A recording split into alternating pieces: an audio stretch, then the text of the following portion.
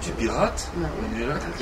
Et quand je gagnerai ma vie avec ça, je ne piraterai plus. Mais qu'est-ce que tu penses du piratage? Bah, que c'est comme l'alcool, c'est comme le tabac, c'est comme tout, c'est que si la loi autorise la vente de certains produits qui... Bon, l'alcool et la cigarette nous rendent malades, ça c'est sûr, nous tuent, mais on vend de l'alcool quoi, et on vend des cigarettes. Donc pourquoi aller en prison parce qu'on grave un Divix alors que tout est vendu pour le faire? Enfin, tout est donné pour qu'on le fasse. Donc s'ils ne vendaient pas de graveur Divix, s'ils ne vendaient pas... Enfin bref, c'est un peu l'hôpital qui se fout de la charité. Mais en même temps, c'est vrai que c'est pas cool. C'est vraiment pas cool pour tous les gens qui ont travaillé dessus et qui perdent de l'argent et que ça se joue sur les rentrées au niveau cinéma. Mais regarde Avatar par exemple. Bah, après, c'est à chacun aussi, ou Le Seigneur des Anneaux, ce qu'il faut, c'est protéger énormément le film avant sa sortie, c'est tout. Du piratage, il y en aura toujours, pour la musique, il y en avait, il y en aura tout le temps. Quoi. Imagine que dans 10 ans, on pirate tes films. Ça me ferait chier. Tes films que tu auras fait ici là. Ouais, ça me ferait chier. Ouais. En même temps, je me dirais, ça veut dire qu'on l'aime, mais en même temps, non, ça me ferait chier parce que je toucherais pas l'argent. Le truc que les gens savent pas, c'est que, ceux qui travaillent dans le métier le savent, c'est qu'un film, il est remboursé la moitié de son... En fait, le premier week-end de sortie du film, par exemple Avatar, la moitié de son budget qu'il y a eu dans le film, il faut qu'il soit atteint dès les 3 premiers jours de sortie mondiale. Si ça, c'est pas atteint, le film, c'est un déficit, il est foutu, quoi. C'est un échec total. Donc, c'est sûr que quand quelqu'un l'a vu 72 milliards de fois en Divix, il va peut-être pas aller le voir au cinéma le premier week-end de sortie, quoi.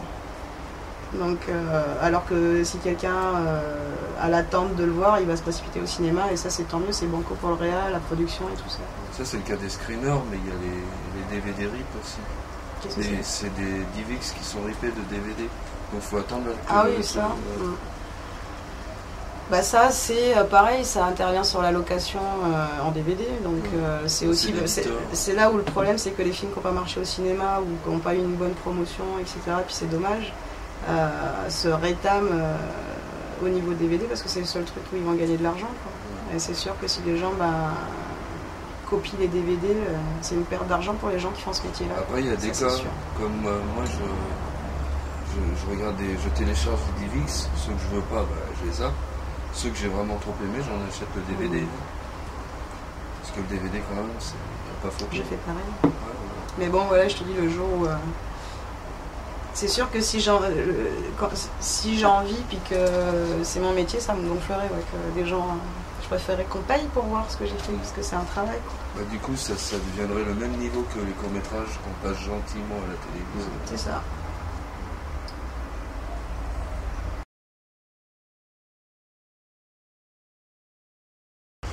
Bah, je dirais ça dépend, c'est pour faire quoi? Tu veux dire quelqu'un qui fait genre de la vidéo, qui veut pas forcément faire des films et bosser dans l'audiovisuel, quoi, c'est ça.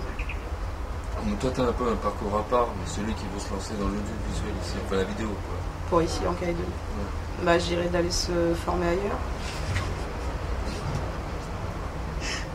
Non, mais voilà, profiter le plus des formations, parce que c'est enrichissant, quoi. On travaille, on est en contact avec, surtout les formations professionnelles, parce qu'on est en contact avec des professionnels qui te parlent de leur carrière, qui t'expliquent en 3 semaines de course qu'ils ont mis 5 ans à apprendre, donc c'est hyper bénéfique, quoi. Ils te donnent des méthodes formidables, donc il faut faire des formations professionnelles. Après, je dirais que voyager en plus c'est super, donc aller les faire ailleurs c'est mieux, puis rencontrer des gens, une autre culture, un autre pays, c'est toujours formidable, ça apporte des choses, ça ouvre l'esprit, quoi. Parce qu'en Calédonie, on a tendance, c'est une île, donc voilà, on a tendance à être centré un peu sur nous. Et moi, par exemple, quand je suis allée à Montréal, on se rend compte qu'on se plaint de ne pas avoir de matériel, de ne pas avoir d'argent, de ne pas avoir ceci, de ne pas avoir cela. Mais eux, là-bas, ils m'ont appris à se contenter de ce que j'avais, quoi, et à faire du mieux que je pouvais avec ce que j'avais. Donc, je sais pas si ici... j'aurais eu cette mentalité-là si j'étais pas partie là-bas et que j'avais pas discuté avec d'autres personnes, etc. Voilà. Et tu crois qu'on peut pas être autodidacte en Calédonie en vidéo? Si, mais je pense que ça va pas plus loin qu'un certain niveau. Ça ira jamais plus loin qu'un. Ça dépend ce que tu veux faire, c'est toujours la même chose, mais si tu veux vraiment. Après, ça dépend, voilà, parce que la 3D par exemple, chez certaines personnes, c'est inné, quoi. Je veux dire, ils se mettent devant leur ordi, ils n'ont pas besoin forcément, ils peuvent apprendre sur taille, ils se chopent un logiciel et puis ils se débrouillent. Mais bon, quelqu'un qui veut être perchiste, il n'y a rien en Calédonie pour ça, pour le son. Il n'y a pas d'école d'ingénieur du son en Calédonie, donc ça, faut partir. Être maquilleuse, effets spéciaux, pareil. DOP, quelqu'un ici, une école qui apprendrait quelqu'un. Il y a des perchistes, il faudrait qu'ils donnent des cours. Enfin, ce serait bien une école comme il y avait avant, c'est-à-dire comme l'école d'art, qui était comme une école un petit peu de préparation aux beaux-arts en France. Bah là, ce serait bien qu'en attendant, je sais pas moi, qui crée une section école de cinéma, quoi, une école préparatoire de cinéma pour aller se former ailleurs après. Comme ça, on aurait déjà une petite notion supplémentaire de ce que c'est la technique, en tout cas, avant d'aller ailleurs. T'as des lacunes après. On va conclure avec... Est-ce que tu penses des aides ici en Calédonie pour les gens qui font de la vidéo? Moi, je trouve qu'elles sont formidables. Non, les aides, bah oui, parce que sinon, moi, si...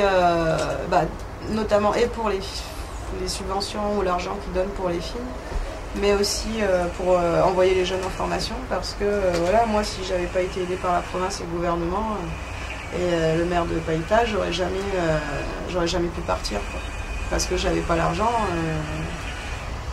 Donc j'ai eu une bourse de la province et puis la mairie de Païta m'a envoyé en formation continue, donc c'est sûr que ça aide, hein, quand on a les moyens. C'est comme tout, si tu n'as pas les moyens de faire une formation, tu as beau aller dans l'école que tu souhaitais aller depuis longtemps, si tu n'as rien pour manger en rentrant le soir, ça sert à rien.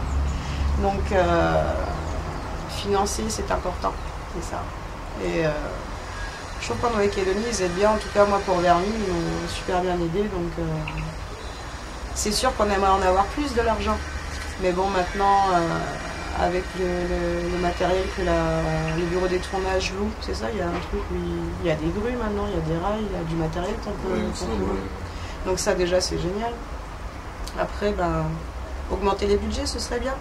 Ou faire que comment on appelle ça, les mécènes donnent autant à l'audiovisuel que dans les trucs sportifs, quoi. Parce que souvent, je sais qu'ils donnent dans l'art la peinture, la sculpture. Avec le ça commence un peu, mais pour le reste, pas trop. Ben voilà, c'est ça. Parce qu'il faudrait mettre tout au même niveau, parce que le sport, c'est sûr, c'est sympathique, mais le cinéma, c'est une façon de promouvoir la culture, voilà, d'une certaine façon, quoi, voilà. Donc il faut donner de l'argent pour ça aussi. Tu as monté un projet, toi? Moi, voilà, j'ai un projet avec une scénariste, Myriam Baillargeon, toujours, de là-bas, que c'est un défi, parce que donc c'est sur les fantasmes masculins et féminins, et ça s'appelle Même. Et donc là, c'est en cours d'écriture. Puis moi, je recherche toute ma nourriture visuelle et on travaille à deux, à distance, avec Myriam. Je pense que d'ici 1 mois et demi, 2 mois, on va attaquer. J'ai déjà trouvé mes acteurs. Tu vas le tourner ici ou là-bas? Ouais, je vais le tourner ici. Mais je vais le financer. Je vais essayer de le financer parce qu'il aura un coût, ça c'est sûr. Donc j'espère que voilà, que les institutions seront toujours aussi généreuses à ce moment-là. On veut un scoop. C'est qui tu penses? Comme acteur? Alors, il me fallait des acteurs qui se connaissent parce que ça va être quand même assez dur pour eux de jouer ça. Donc, Vincent Lépine jouera dedans et Fanny Doriot qui avait joué dans Seul, l'actrice principale de Seul. Voilà. On va conclure là-dessus. Concluons. Merci. De rien, Jimmy. Jimmy, rendez l'antenne. Allez-y. C'est ça.